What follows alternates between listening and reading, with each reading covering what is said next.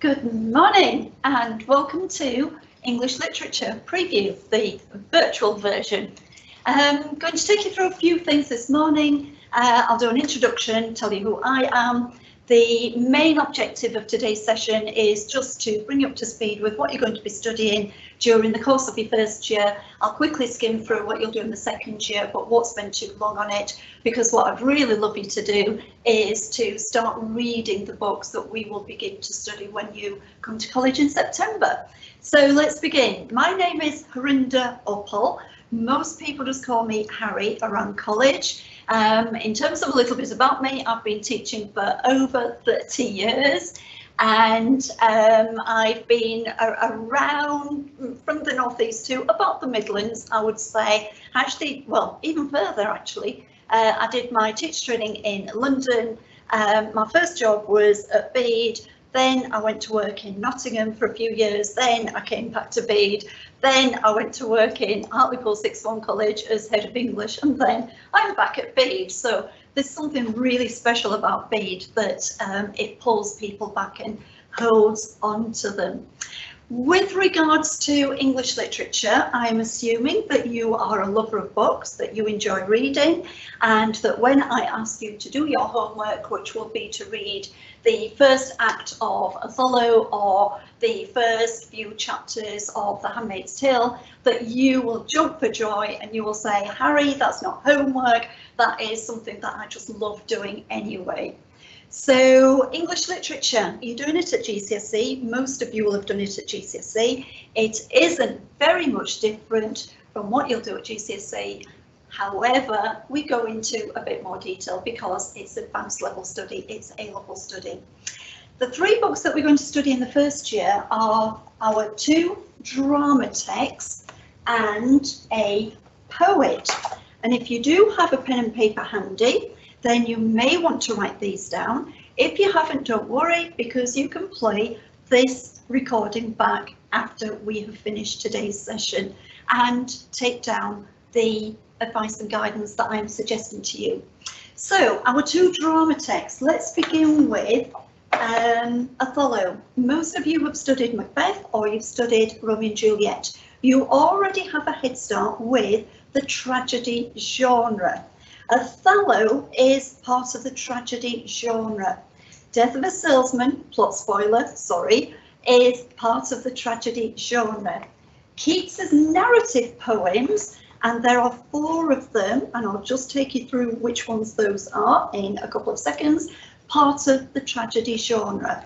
Now, what that basically means is that your paper 1 exam, which is what you're going to be preparing for in the first year, is going to test you on these 3 texts, and what links them together is tragedy components. So we'll learn quite a lot about tragic conventions, Aristotelian or Greek style or modern style, and maybe even kind of futuristic.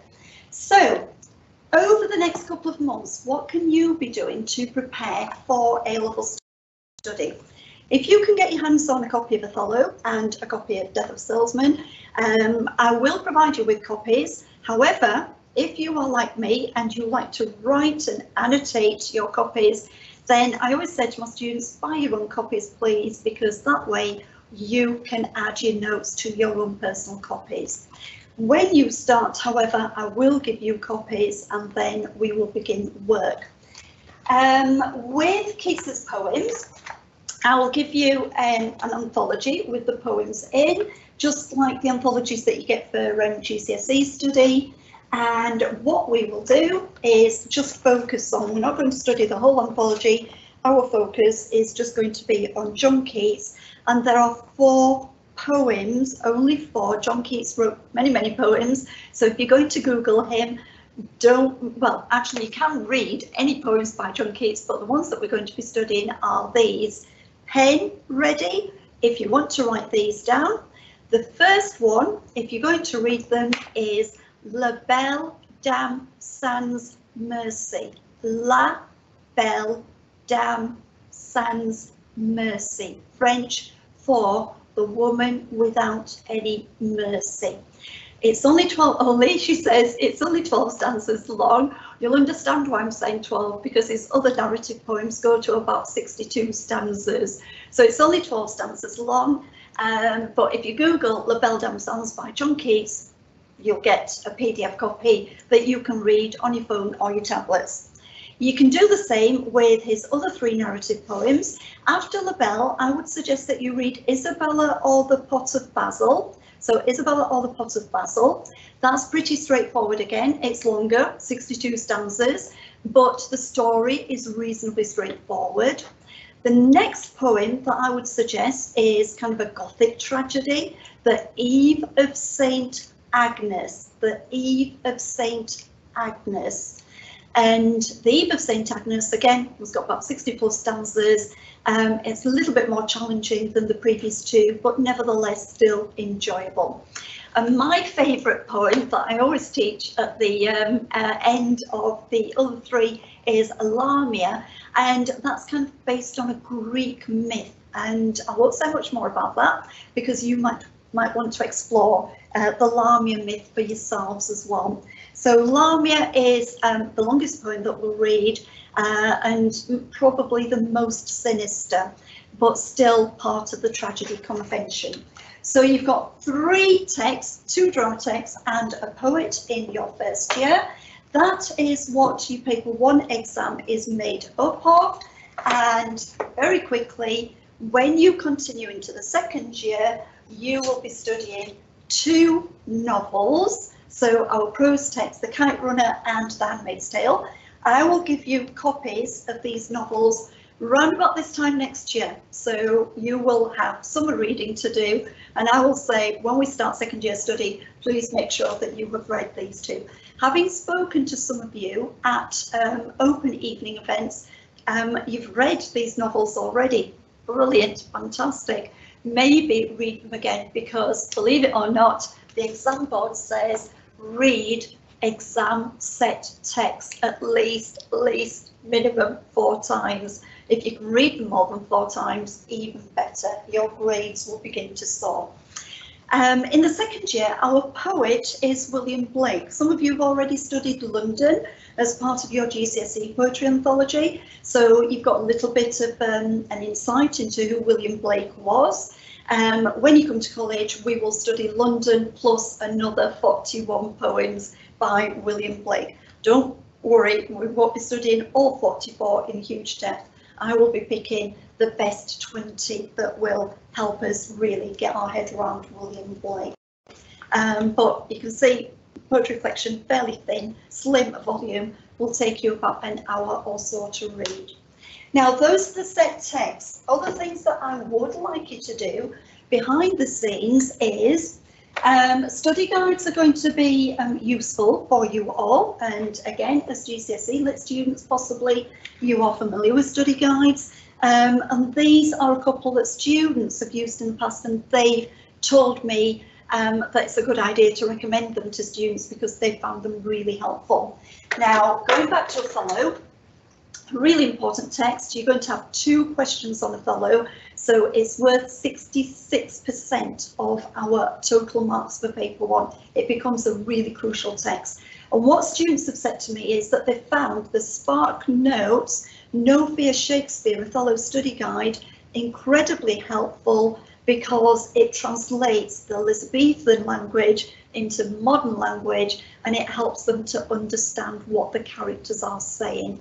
And then as students become more and more confident with Elizabethan language, they actually don't need that anymore, and they can work things out just from what Shakespeare has written. There is a CGP guide, which is a little bit more colourful, a little bit more engaging, and students have recommended that in the past as well. What I tend to do with this one is order a class set, and then students can buy their own copies from our help desk in the college. Those are the 2 things that will be required of you, your set text plus study guides. That's the reading, the learning that will take place. It may sound pretty straightforward, but we will be getting, as I said, really stuck into the text that we are studying. If you are real literature fanatics, as I am, then there is another expectation by exam boards that literature students will, what teachers say, read around the subject. So what does that mean, read around the subject? So reading around the subject, I've got two suggestions for you. If you are going to do English literature at university and it's going to feature fairly highly in future careers, maybe as a PR consultant, maybe going into journalism, maybe going into publishing, as some of my ex-students have done already. I've got a young man who got a grade A in English, and he did both language and literature, and he now works for Penguin Publishers and edits books and proofreads their texts and absolutely loves it. But he did both A-level English language and English literature. Now, if you're going to do English at university, English literature, I would invest in this book. Some of my present students have done that already this year. Whilst we have been doing distance learning from home, such as this, those students that are using this book are sending me messages and saying that they're finding it really helpful. Now, I'm going to be honest with you, this book is not an easy read. It is challenging, but that's what you're here to do. You're signing up to be students, to study. So for those that are going to kind of pursue it a little bit down the road in a couple of years' time, this will also be very useful for you as a university student.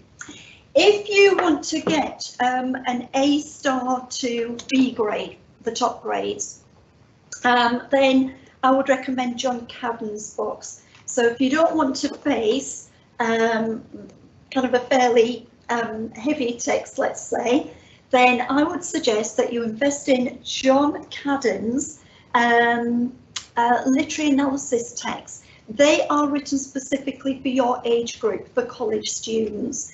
And what John Cadden does is he's got 3 separate books on prose, poetry, drama. So what he teaches us is how to analyse prose, our novels. So you've got an accompanying kind of teacher in a textbook format. And what John Cadden does is he tells you what to look out for when you read novels, when you read prose texts, and how to deconstruct them for yourselves.